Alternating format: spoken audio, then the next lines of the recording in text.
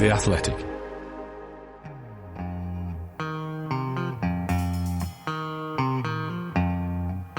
The only way to score is, of course, to play with a handbrake off. Hello and welcome to Handbrake Off, the Arsenal podcast, brought to you by The Athletic. I'm Ian Stone with you for the new season. Welcome back. I hope you had a lovely summer. It's not saying it's over, but you know what I mean. The first season, next season, incidentally, without midweek European football since before the internet. Although by way of a consolation, we can look forward to the glamour of an extra round in the Carabao Cup. James and Amy are still reeling from the last campaign. So with me this week to look at how the summer's been going so far is the former Arsenal winger turned pundit Adrian Clark and the Athletic's young gun Art de Roche. Good morning, chaps. Good morning. Morning, Ian. Thanks for having me. It's all right. It's all right. It's nice to speak to you both again. I hope you've had a lovely summer. And we're going to get into the Chelsea game yesterday and the transfer rumours and all the rest of it. I should say, by the way, listener, you can get a third off The Athletic right now because you listen to this podcast. To get our special offer, head to theathletic.com/Arsenal and you'll be able to read all the content from Art, Amy and James. Before we get into the meat of the podcast, the news came through that we are being subjected to all or nothing this season, Lord help us. I tell you what, before we talk about that, we do love a sporting doc here on Handbrake Off. What's your favourite sporting doc of all time? Doesn't need to be football. Adrian, I'll come to you first. Oh, it's tough. I love Senna because it was so unusual. No sort of talking heads. Told the story beautifully. I thought that was a little bit of a masterpiece. But yeah, during lockdown, I got into two, The Last Dance and The Test, and thoroughly enjoyed both. So I'll chuck those two into the mix. Yeah, both outstanding, both addictive, great access behind the scenes, and just really, really enjoyed both. See, Art, what Adrian has done there is taken the Amy Lawrence role of naming three things, you see, just leaving us with almost nothing. What's your favourite goal, Amy? Well, I've got 14 for you that I'd like to talk about. What about you, Art? You can name some of the same ones as well, by the way. No, I'll just name one for now. But I think over the past few years, there's been a series on Netflix called Last Chance U. So they follow college football teams in America. Again, like Adrian said, the access they get in terms of behind the scenes stuff, but also following certain players and how they're some of them don't even have proper houses that they live in, but they're still chasing that kind of dream to somehow get a NFL contract. And yeah, I think so that's probably the one that sticks out in my head the most. Yeah. I mean, for me, The Last Dance was a masterpiece. I genuinely thought that. I was never even that into the basketball, although myself and Michael Jordan were born on exactly the same day, by the way. I know, we often get confused. Did you wear some of those baggy suits, Stoney? I can see you in some of those. They were less baggy on me than they were on him, I'll tell you that. But, I just thought it was absolutely outstanding. And what sporting documentaries should be. I also, by the way, like the Sunderland Till I Die documentary. I felt really sad for Sunderland, but it does show you the importance, particularly in smaller towns, let's say, of the football team and what it means to the people. And I felt quite sad the way that it all fell apart for them. And I'm sort of got a bit of a second team thing going on with Sunderland. I, of course, not unlike you guys, remember the 1973 FA Cup final. So I really enjoyed that one as well. In terms of us doing all or nothing, Art, do you think it's a good idea for us to do all or nothing? I mean, we are, of course, a continuing psychodrama at Arsenal, and it won't be bad TV, but a little bit like Arsenal fan TV. Do you think it'll be more entertaining for fans of other clubs rather than us? Yeah, I think when it was first announced, or even just looking back at the old editions, so Manchester City and Tottenham, I was obviously very interested in watching because, well, one, there's that almost safety net of it's not your club. Yeah. But now I think in some aspects it will be quite interesting to see what type of access they actually get. Obviously, Mikel Arteta has already done one of these at Manchester City, so he will have an idea of what's going to happen, I guess. But also whether they're restricted or not in terms of the access that they can get, that may determine how good it actually is, maybe. But I think as a whole, if they embrace it rather than try to restrict it, it could be quite good. But again, we know how crazy Arsenal can get, so that does leave me with a little bit of worry. Yeah, you'd imagine, wouldn't you, Adrian, that I mean, I'm saying this not knowing what Arsenal are going to bring us next season, but you'd have thought that the major dramas may be behind us, possibly, and they might have missed out by. One would hope so. One would hope so. I mean that, for example, we spent quite a long time on here last season, certainly a couple of podcasts talking about Xhaka and that moment against Crystal Palace when he, took the armband off and all the rest of it, and how you can imagine watching that as a drama on TV, and that would be fascinating for someone not a fan of our club. But maybe things calmed down a little bit last year. They did. There's always drama over the course of a season. There's always a fallout. There's always someone that's out of favour, someone that falls out with the manager. There's always a storyline. Someone will emerge. Look, I hope that the traditions of the club kind of shine through. I think that's part of what makes Arsenal special. They've obviously been watered down a little bit since we left Highbury, but I'm still interested to see what happens there. I'm not a massive fan of All or Nothing documentaries. They're a little bit PR heavy for me, for my taste, but no, it'll be fascinating to see. And I'm just curious to see what's changed since I was a player and how it all works nowadays. I do put myself in the shoes of the players and feel that they won't massively be up for it.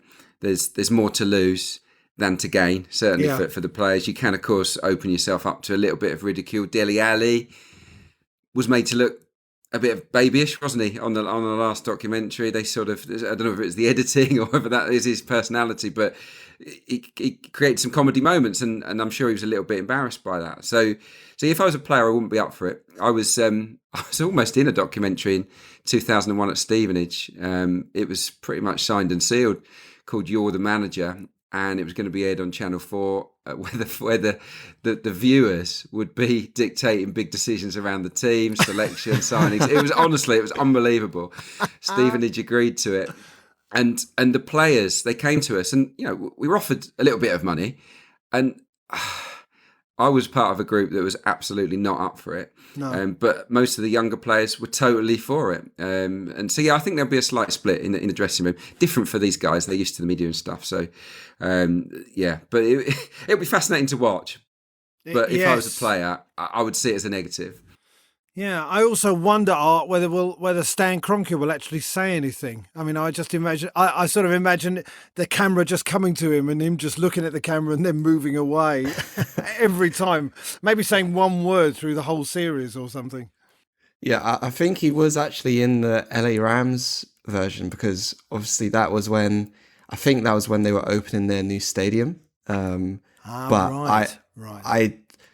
doubt. Or if it is going to be a Kroenke, it's probably going to be Josh, like we've come to get used to over the past couple of years, and even that will probably be over Zoom, like the fan forums and stuff. So I think in terms of talking heads and stuff like that, the most interesting ones will probably be the players, really. And I know they're probably some of them may be up for it, but like Adrian said, I think there may be a bit of just hesitance at the start, considering how things have exploded at Arsenal in the past few years. Yeah, I know. It would be quite ironic, wouldn't it, if Aubameyang was late for his interview, perhaps, on the show. Let's talk about the Chelsea game yesterday. 2-1 home defeat by, let's say, the European champions. We don't want to get too carried away, even though we obviously don't want to lose at home too much more often this season. Art, you wrote about the risk and reward aspect to the performance. I mean, I like Arsenal playing in that way, but it felt from the article like you had mixed feelings about the whole thing. Yeah, I actually don't mind it. I think when it works quite well. So obviously it worked much better when Thomas Partey was on the pitch because he's cut above most of the other midfielders at the club. Most. Yeah. We'll change that to he's a cut above a high majority of the other midfielders at the club. Okay. But I think that, especially when he was on, when I think you see from when you're actually in the ground, you can see it's one striker and then four midfielders behind the striker that are pressing. And that does work well when they can steal the ball quite high up. But when Chelsea did escape that press, it was quite nerve-wracking at times seeing them just break on. Sometimes it was just one defender in Arsenal's like defensive half. And those moments, I know for pre-season, it's just about kind of testing out how these approaches work. And Arteta did actually play that way quite a bit for the second half of last season, and it worked. It worked well. I think I remember Southampton away in the league. You talked about that one. Yeah, because I remember I put it to him after that game, and he said how he kind of specifically planned to play that way against Southampton. So there are examples of it working, but I just think yesterday, and again, Chelsea are probably one of the best teams when it comes to breaking quickly with Timo Werner. So it is probably an extreme example, but over the course of the season, I just wonder is the balance going to be right in wanting to play that way. But I do actually think that, like, I don't think it's a bad thing that Arsenal want to play that way. I just think, it just needs to maybe be tweaked a little bit. But that's an experimentation, wasn't it? Yeah. Exactly, Yeah, Adrian. I thought, That's what these pre-season games are for, to do exactly that. I think so. Yeah, I don't mind seeing it. It certainly, Chelsea are one of the best teams in the world at exploiting that. And if you're going to commit to that strategy, the pressing higher up the pitch has to be better. It wasn't quite good enough. They were sort of half a yard behind, and therefore Chelsea were able to play out. And the one thing that really stood out being there, where you can see the whole pitch, and it's the first time I've been able to do that since March 2020, was the huge expanse of empty space between those three players that were at the back and everybody else. There was a huge almighty hole, and I think Chelsea laid a trap for us really, and they exploited it quite brilliantly. What I felt uncomfortable about, and I know that they did it last season, was seeing Rob Holding, for example, go in and man-mark Hakim Ziyech midway through the Chelsea half, leaving Pablo Mari on his own as the only centre-back. And therefore, when they release Timo Werner, he's in a 1v1 with Pablo Mari. There's only one winner. I think we all know that. So we've got to be really careful. Ben White has got pace. I think he was clocked, I think he was clocked faster than any of Arsenal's centre-backs last season. He's pretty rapid at recoveries. So he will help us in that regard, but it's definitely a work in progress. We've not nailed it by any chance yet. I mean, surely the whole thing, risk and reward. I want to see Arsenal take more risks. I mean, they seem to me, and you tell me if this is wrong, they seem to me one of the more risk-averse teams in the Premier League last season. And surely with a risk and reward strategy, you're more likely to get goals from midfield, which is something we sorely lacked last year. Yeah, I'd say definitely risk-averse when they actually had the ball. And I think that's something that this pre-season anyway, that's something that's encouraged me in terms of they've been able to move the ball from A to B much more quickly. And even, I think I wrote about it after maybe the Rangers game. So without Granit Xhaka, they still kind of used that.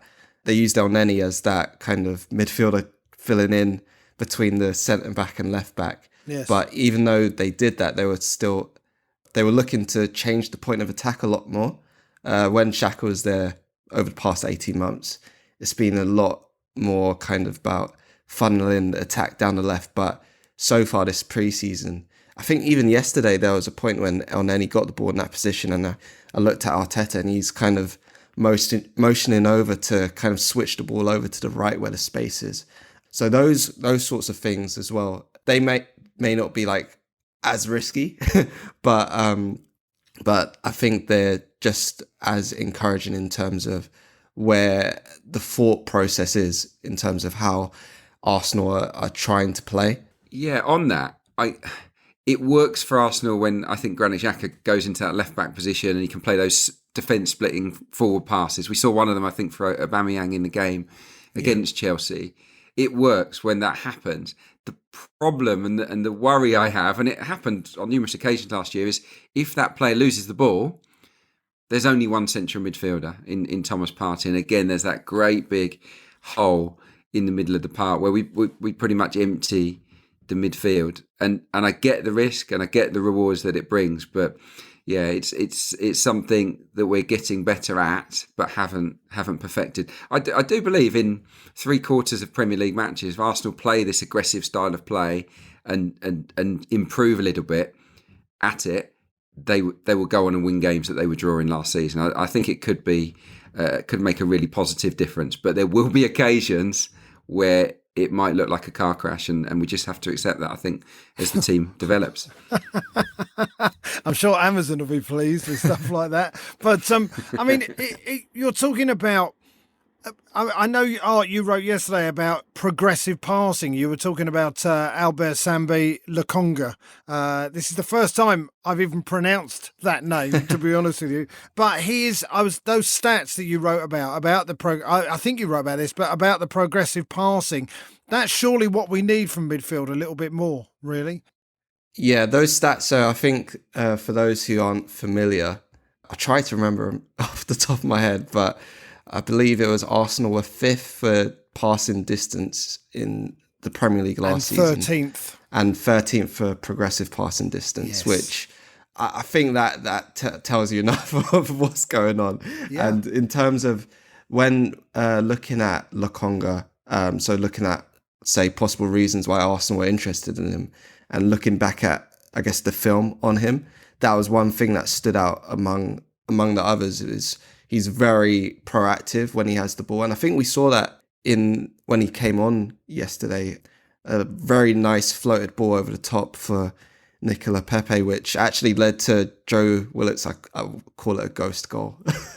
But yeah, I think even in the games against Millwall and Watford as well, Lokonga's impressed in terms of just always looking to play forward. And that's something that has been missing in the midfield a lot, especially since Aaron Ramsey left in 2019. I think that I probably shouldn't have mentioned that name. Why'd you bring that up? Okay. I'm sorry. It's done now. But I think, yeah, in terms of just, again, getting the ball into the final third. I know Granit Xhaka was great at that last season, but having someone else that can do that and just open the pitch up a lot more, I think he's probably the most exciting signing that's come through the door so far this summer. Well, on the signings that have come through the door, in terms of Tavares, I mean, he's a backup, isn't he, for Kieran Tierney? What do you think so far in pre-season? Pretty good. He's definitely not the finished article. Defensively, his positioning is sometimes a little bit off. I think he's a player that's learning the game, and I'm sure he'll improve in that aspect. The standout feature is his pace. I mean, he is rapid. I said this on air yesterday. I said if me and him had a 20-yard sprint race, he'd beat me by 10. He's so quick, and I think that those recovery runs are going to be really, really helpful. I think he can cover the centre backs nicely. He can actually play as a left-sided centre back, I believe. So yeah, that aspect has shone through, and his left foot as well. And he put in a beautiful ball for Aubameyang, who should have scored with a header against Chelsea. He wrapped his left boot around it. It was quality. It was Tierney-esque. So yeah, I think he's going to be very good in the final third. Excellent at covering teammates. But if I was a winger up against him, and I was a player of relative experience, I'd fancy my chances, because I think that his positioning and maybe defensive skills aren't yet at the same level as a Tierney. Well, I guess that brings us to the central defenders and White came on yesterday. Ben White came on, got a huge ovation when he did come on. He obviously, the central defenders can help the fullbacks, wing backs, whatever you want to call them.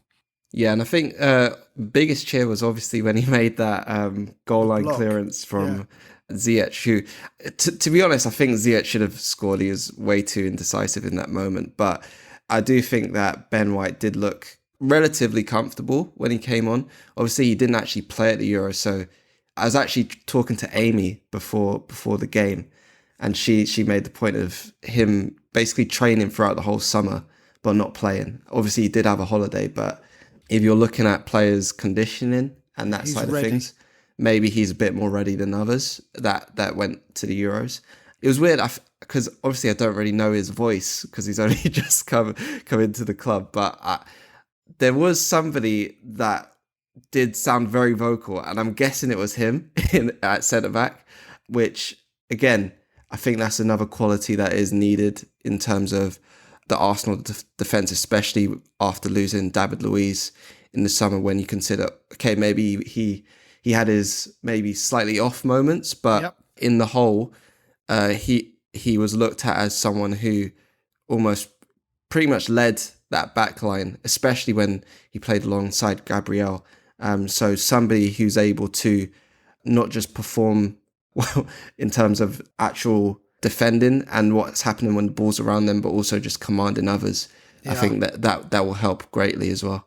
Yeah, I mean, it's Adrian. We're talking about a leader here, aren't we? Really, and someone who could, as I said, organise the rest of the defence. I mean, my Brighton mates tell me we have got a bargain for 50 million quid. Really? Now they genuinely say, "Oh, you got Ben White. Oh my God, you're going to love him." And so that does get me excited when fans of his last club talk about him in those terms. Music to your ears, isn't it? Yeah, it is. I remember I was impressed with him last season. I saw a lot of him when he was at Leeds United in the EFL, and he was, by some distance, the best defender in the Championship. He was absolutely outstanding. He looked out of place, really. And prior to that, you got to remember he's been on loan at various EFL clubs. He's roughed it, in League Two and League One, where maybe that vocal side of the game is more important, bit of screaming and shouting. He's experienced a lot of aspects of football already in his career, and that I think will hold him in good stead. I like him, I really do. I think it's a good signing. A few interesting stats with him that I dug up ahead of the game. He's number one, or he was last year, for centre backs that take people on with a ball carry. So he beat a man with the ball at his feet, I think 18 times during the course of a season.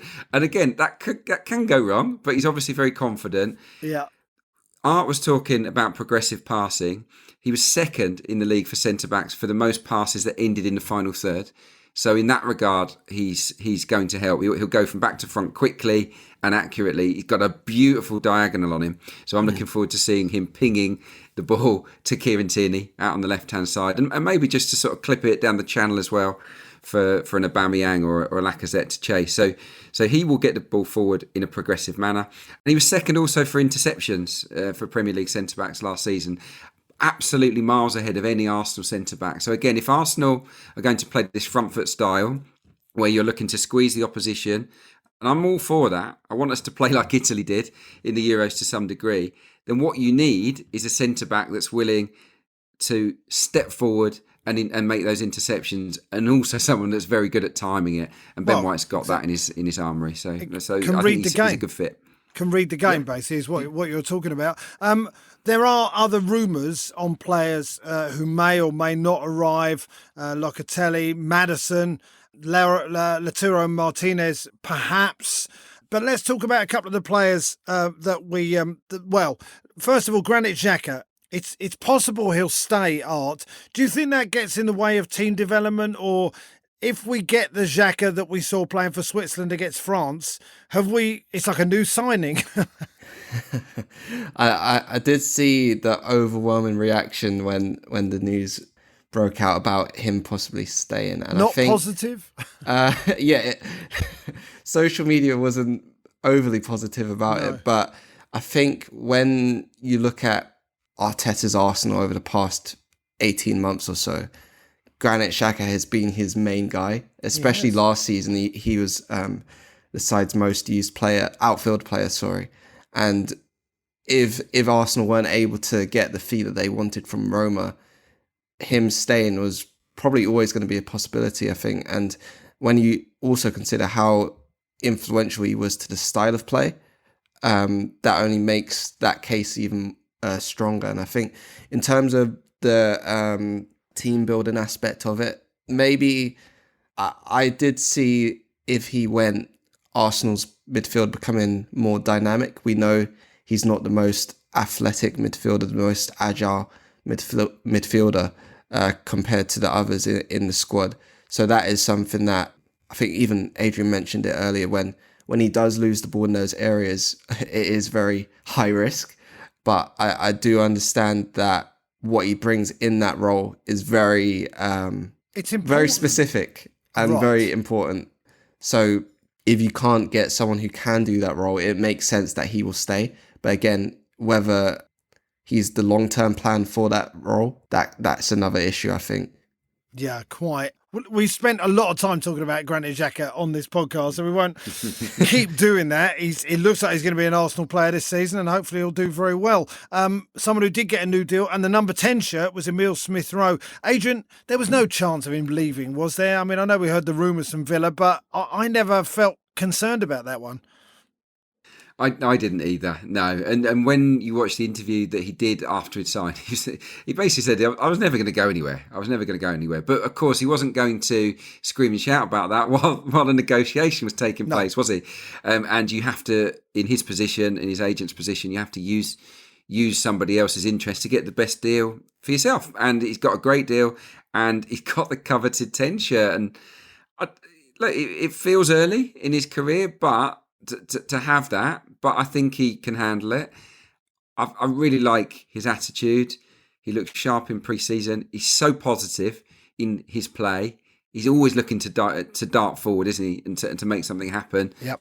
And I think in that 10 role, if he plays there, or if he plays out wide, he will continue to make those runs beyond the opposition defence, and that is what he has to do. He has to be a mix, I think, between an Ozil and a Ramsey. You want him to pick up the ball between the lines and make things happen, but you also want him to make those runs into the box to score goals and into those wider channels to get into positions where he can cut the ball back for others, which he's brilliant at. So he's got the energy to shine. He's got the talent, and I think he's got the temperament as well. So yeah, really, really exciting that he signed the new deal, and I believe that he can kick on this season. I like, Adrian, I like the sort of pragmatic way that you're talking about him, because when people ask me about him, and where everyone was talking about Saka, and we'll mention him in a moment after the Euros, and I've been saying, well, at Arsenal we knew how good he was last season anyway, but I've then said, you wait till you see Smith Rowe, wait till you watch that kid and how good he is. And you saying that about if he can be a mixture between Ozil and Ramsey, well, if he manages to take the best aspects of both of them, we have a world-class player on our hands in a couple of years. But maybe I'm putting a bit too much pressure on his head. I think on Smith Rowe as well, sorry, before we move on to another player, and people listening probably knew I was going to butt in because it's Smith Rowe. But it's all right. I think he's one player that can really benefit from that kind of high risk, high reward kind of approach, because if you turn the ball over that high up the pitch, he's the number one player you're going to look to, and then it's about his decision making. And I think especially this preseason, he's been getting into a lot more goal scoring positions. And before the game, so during the pre-match warm-ups and stuff, obviously they're going through their shooting drills, but he looked very comfortable shooting off both his left and his right foot. And in the game, we saw him shoot with his left foot and hit the post. But I think in those areas, he's probably the go-to guy once you win the ball back. And I think if Arsenal perfect that aspect of their game, he can really go on to another level in his game as well. This is Handbrake Off, the Arsenal podcast brought to you by The Athletic.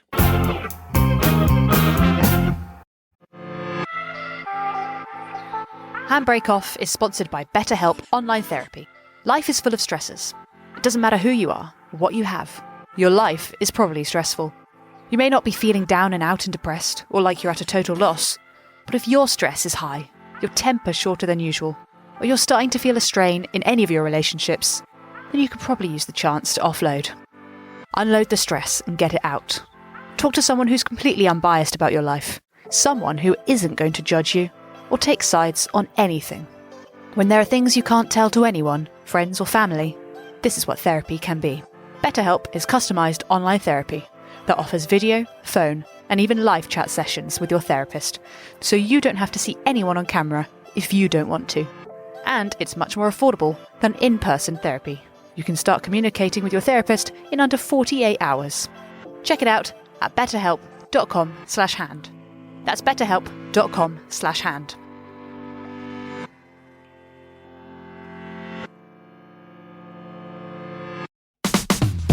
Right now, small business owners are busier than ever. And because they're focused on managing and growing their business, they can't always spend the time they wish they could on recruiting. That's why LinkedIn Jobs has made it easier for them to find and hire the best candidates for free. If you're a small business owner, get started by posting your job for free to reach LinkedIn's network of over 30 million professionals in the UK. Fill out targeted screening questions to get your role in front of the most qualified candidates with the experience, skills and motivation you need. Then use simple tools to filter and prioritise the top candidates you'd like to interview. LinkedIn Jobs will help you hire the right person for your job, and your first job post is free. Just visit linkedin.com/hand.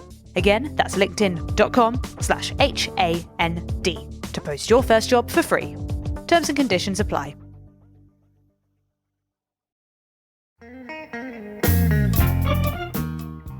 We were a bit with the handbrake.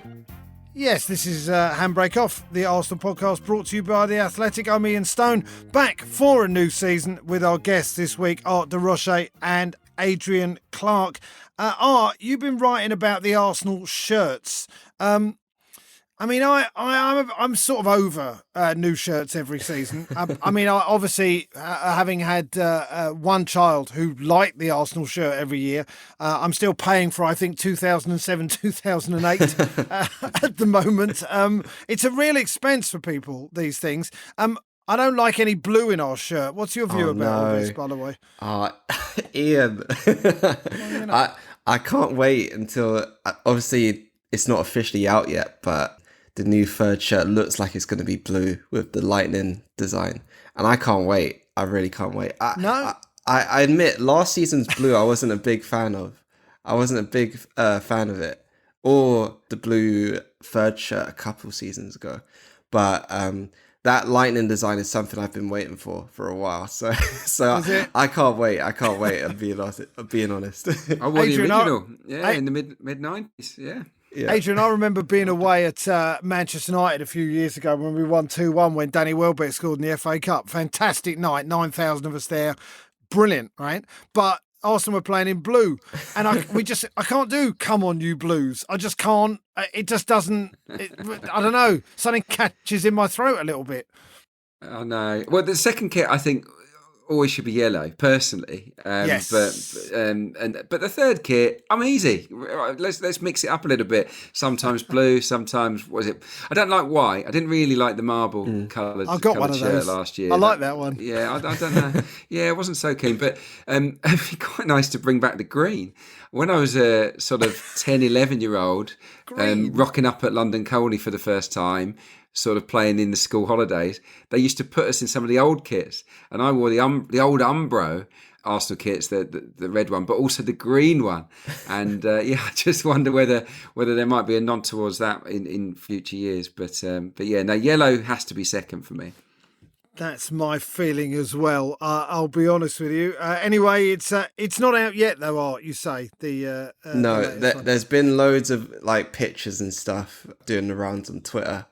And I was hoping that they would release it when Ben White was announced, but unfortunately that wasn't the case. So I have to wait a few more days or weeks. We don't know. What do you boys think about a little bit of touch of blue on the home kit? Because obviously we got that this season. I'm not sure about that. No, I'm not sure about it. I won't have it. I mean, I will have it because I won't buy it because I don't really buy the home kits particularly. It's more of a fashion thing if you fancy it. But blue on an Arsenal kit, on a home kit, I mean, we're red and white and have been since I was, one. No. So, do you think I think this is a nod to 1999 because it's sort of a little bit Ajaxy with the white under the sleeves. If you cast your mind back to that sort of, imagine Bergkamp playing in that kit. Coming with a sponsor, would it have been Dreamcast? I'm not sure, but 1999, we had the Ajax style sort of whiteness, and there was a touch of blue on that shirt. I just wonder whether Adidas have sort of just had a little nod towards that there. I'm not sure. But we did have it in '89, blue shorts, didn't we? Blue stripes on the shorts. But you know what? Shorts is almost acceptable, I think. Art, you did a poll for best kit. Which one won, by the way? I actually don't know because the three kits I picked were obviously the bruised banana. Yes. Then I went with the classic 60s, 70s home shirt. And the third option was the 0506 maroon farewell Highbury kit. The burgundy. Burgundy. I would say burgundy rather than maroon. I might be wrong about that, but we know the one you mean. Beautiful kit. And I actually couldn't decide which one to vote for, so I still haven't voted. You haven't voted yet? No, I haven't voted because I literally could. So I had the three and I just couldn't pick between them. So if you have to actually vote to see the other results, I haven't voted yet. So, I don't know. I'll have a little think about that. I mean, from a personal point of view, and this is for our older listeners, I love the 71 away kit. I love Charlie George lying there in the yellow and blue. The only problem with that kit is if it gets wet, it weighs about half a ton. But it's not like the modern kits now. But it doesn't say who's winning if you vote. Abby, our producer, is telling us she's just tried again. Well, you just have to vote and then see what happens, I guess. I'll try and get the results at some point, and we can share it on Twitter. You can get my favourites on there, Art. Which are yours? I suppose it's memories, isn't it? It's about. Right. I think favourite shirts as well come with winning. I really like the 1991 title winning kit. I got to wear that in my first year as a sort of full timer at Arsenal. I loved that, and I really liked, and it's probably a Marmite kit. I think it was the last one of the original Adidas era, the 92-94 to 94 kit. Obviously, we went to the cup finals, didn't we, in 93 in it. I really liked that one. I liked wearing it. It was obviously unusual because you had the badge in the middle. But yeah, those were my favourites. But we won trophies in them, and maybe that's why they're my favourites. Yeah, I think I've actually got that one because obviously Arsenal did a retro collection and stuff. So before the pandemic came in, actually, before games, just go into the armory and see what's there, and there were quite a few impulse kit buys. So that was one of them. That's how they pull you in. One more thing before we go to a song. Bukayo Saka, he had an absolutely fabulous Euros, loved by the entire country, I think. I mean, you guys were at the game yesterday and there were crowds back in the stadium. Not a full crowd, but whatever you were saying, 20, 25,000. Personally, I cannot wait for that Norwich game when there's 60,000 people there and we welcome Bukayo back with a sort of group hug, if you like, and we sort of just tell him how much we love him. I mean, his status now has moved up a couple of levels, is it not, Art? Yeah, definitely. I think it's really weird when you think about him. He's still only 19 years old. And he doesn't turn 20 until next month. No. But it seems like so much has already happened in his career. And it has happened. And I think in terms of, it was quite similar to something you mentioned earlier, Ian, where England fans were quite surprised by how trusted he was by Gareth Southgate. But from Arsenal's corner, we've all been saying, well, we're not that surprised because we've seen it at a club level week in, week out for pretty much 2 years, and even longer for those who've been watching him in the academy. But I do think that the overwhelming support he got after that penalty miss in the final was great to see. And even though he wasn't at the game or he wasn't playing against Chelsea, there were still kind of banners in support of him that was photographed at the Emirates yesterday. And I think that again just shows how loved, I guess is the word, he is among Arsenal fans. The majority of his Arsenal career has been played behind closed doors. It's such a shame for him, but you can't take away what he's achieved so far. I just think he will get such a lift from having the support of the fans as well. So yeah, really excited. I'm just my only concern, and it's not a concern because he's a brilliant player, but is where to play him.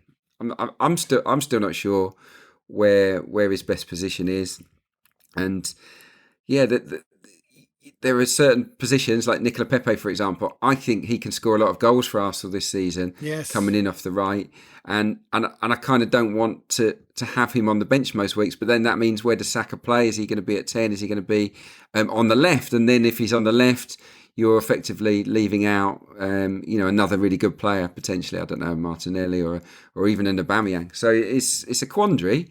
But one thing I think we can be sure of is that he'll play. Yeah, one thing with those three in particular, I think Saka, Smith Rowe and Pepe, over the past 6 months or 8 months, I guess we'll call it, I think they've all proven they can play across all three positions behind the striker. Yes. So if they're all on the pitch, I'm not too concerned about, and I know you said it wasn't like a major concern, Adrian, but no. Like if they're all on the pitch and they're just kind of floating around, popping up in different areas, I think that's something that I'd look forward to. So yeah, Is that the team then? Is that should that be sort of non-negotiable? Right, the attacking midfield three are those three. End of story. If they're fit and they're in decent form, those three play. Is that how we should look? Because obviously we think with players that play in those positions. Those three, Adrian, being Saka, Smith Rowe, and Pepe, or Martinelli, No, Pepe. Yeah. I mean, I like those three personally. I like that we've got some options. You know, I look at Man City and Mahrez didn't always get in the team, or Phil Foden didn't always get in the team. That's what the top teams have. They have a squad, not just a first 11. Yep, definitely. And that's something I kind of bang on about when I'm on this topic, where when you look back to the very early Emirates days, it was Fabregas, Hleb, Nasri, Rosicky. They're all basically central midfielders, but Wenger just threw them on, and Nasri played out wide sometimes. Sometimes Rosicky did, but they all kind of just play off each other, and that's something that I've just been waiting to see again. Hopefully, we're getting closer to that, but I guess time will tell. Time will tell. With relationships. Relationships are important. Sorry, Ian, but relationships are important. And the more these guys play together and the more they interchange position and link up and get used to pressing in the way that Arteta wants, the better they should be, rather than sort of every week dropping out one of them to bring in somebody else. Do you know? You see where I'm coming from? I think I would like to see more of a nailed on first 11. I know it's a squad game, and I know you have to give players, rest and rotate to some degree. But given that this is effectively a 38 match season for Arsenal, I would love to see us have a recognisable first 11 this season. Personally, even if that is at the expense of a good player that finds themselves on the bench a lot.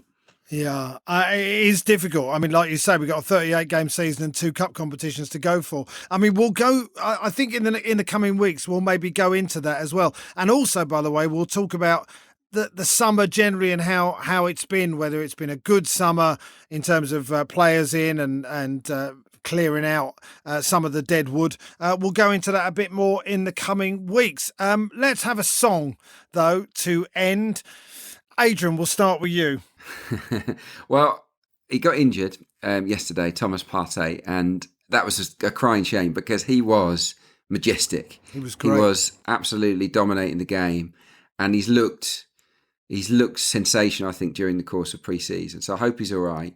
So yeah, I wanted to have a song with Partey involved. So I've gone for "Fight for Your Right" to brackets play with Party by the Beastie Boys. Yeah. Yes. Thank you for that. Art, what have you got? Adrian's is much better than mine because I was just thinking, what do I choose? And then because it's pre-season and I'm just waiting for the season to start, I'm going for more of an intermission kind of song called Dial Up by Childish Gambino, and it's pretty much instrumental, but I'm just waiting for that first game of the season to come, and the proper business is going to start. I know. 13th of August. I'm having something optimistic because I'm feeling optimistic, and you guys talking about those front 3 or 4, mouth-watering prospect of seeing us going forward.